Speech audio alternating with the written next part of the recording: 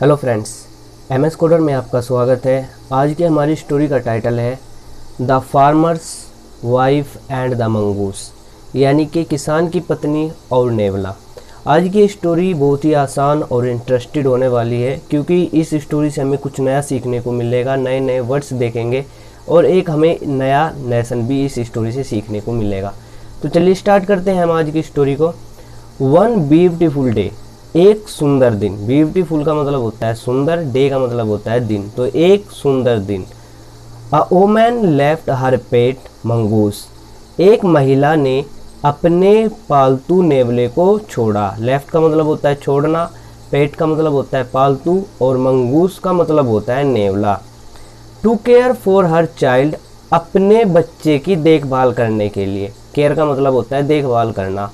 तो एक महिला ने अपने बच्चे की देखभाल के लिए अपने पालतू मंगूस यानी कि नेवले को छोड़ा। While she went to the market, जब वो बाजार गई। वेंट का मतलब होता है जाना, ये गो की सेकंड फॉर्म होती है। और वाइल का मतलब होता है जब। तो जब महिला बाजार गई तो उसने अपने पालतू नेवले को अपने बच्चे की देखभाल के लिए छोड़ा।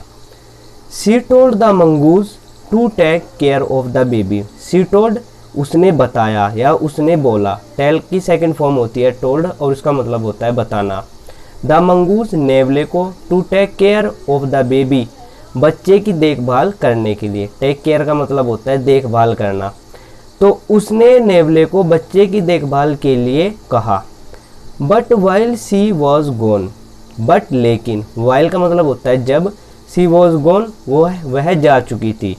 गोन जो होता है ये गो की थर्ड फॉर्म होती है और इसका मतलब होता है जाना। तो जब वो जा चुकी थी, अ snake came into the house, एक सांप घर के अंदर आया। स्नेक का मतलब होता है सांप, केम का मतलब होता है आना और ये कम की सेकंड फॉर्म होती है। तो एक सांप घर के अंदर आया। The mongoose killed the snake, नेवले ने स्नेक को, सांप को मार दिया। किल का मतलब होता है मारना और किल्ड किल की सेकंड फॉर्म होती है। तो नेवले ने सांप को मार दिया।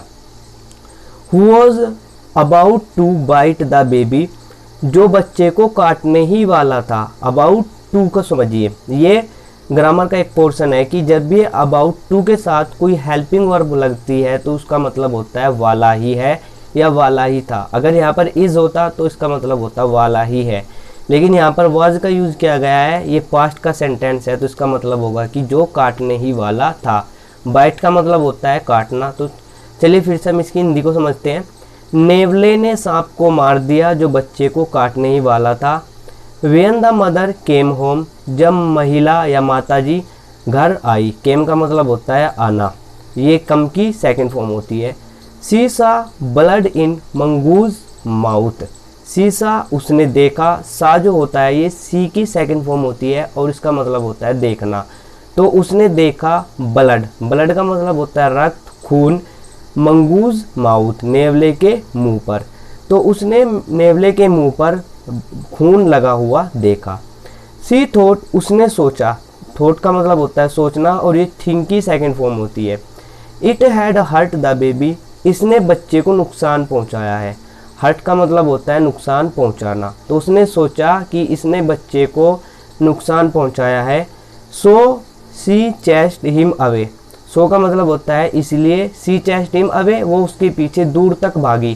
चेस्ट का मतलब होता है पीछा करना। तो महिला नेवले को मारने के लिए उसके पीछे दूर तक भागी, क्योंकि उसे ऐसा लगा कि नेवले ने उसके बच्चे को मार दिया है।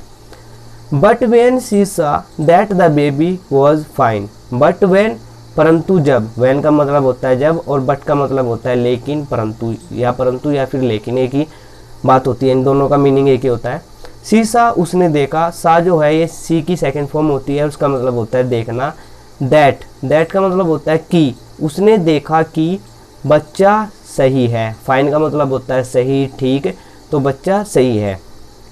And a dead snake was lying near by, और एक मरा हुआ सांप पास ही पड़ा हुआ था। डेड का मतलब होता है मरा हुआ, स्नेक का मतलब होता है सांप और लाइंग का मतलब होता है पड़ा हुआ होना।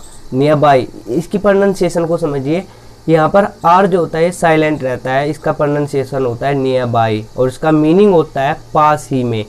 तो एक मरा हुआ सांप पास ही पड़ा हुआ था। शी फेल्ट सैड, उसने दुख महसूस किया। ये जो फेल्ट है इसका मतलब होता है महसूस करना, और ये फील की सेकंड फॉर्म होती है, और सैड का मतलब होता है दुख। तो उसने दुख महसूस किया।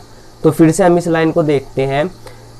लेकिन उसने जब देखा कि बच्चा सही है और एक मरा हुआ सांप उसके पास पड़ा हुआ था, तो उसने दुख महसूस किया।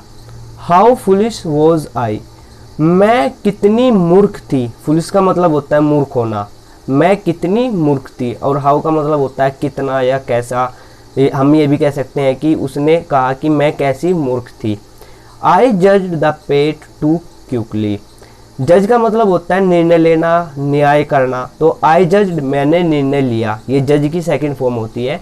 द पेट टू क्विकली, यानी कि पालतू नेवले के बारे में मैंने जल्दी ही निर्णय लिया।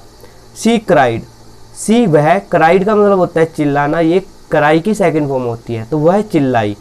But it was of no use now, लेकिन इसका अब कोई फायदा नहीं।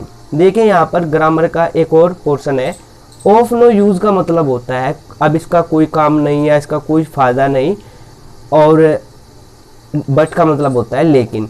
लेकिन अब ऐसा करने से कोई लाभ नहीं या कोई फायदा नहीं। हम फिर से इस लाइन को देखते हैं। उसने दुख महसूस किया, मैं कितनी मूर्ख थी, उसने अपने आप से कहा कि मैंने नेवले के बारे में निर्णय लेने में बहुत जल्दी कर दिया, और वो चिल्लाई, लेकिन अब ऐसा करने से कोई फायदा नहीं। तो चलिए देखते हैं इस कहानी से हमें क्या शिक्षा मिलती है। वी मस्ट नॉट जज anyone quickly, we must not जज, हमें निर्णय नहीं लेना चाहिए। एनीवन, किसी के बारे में, एनीवन का मतलब होता है किसी के भी, और क्विकली का मतलब होता है जल्दी से या शीघ्रता से। तो हमें जल्दीबाजी में किसी के भी बारे में निर्णय नहीं लेना चाहिए।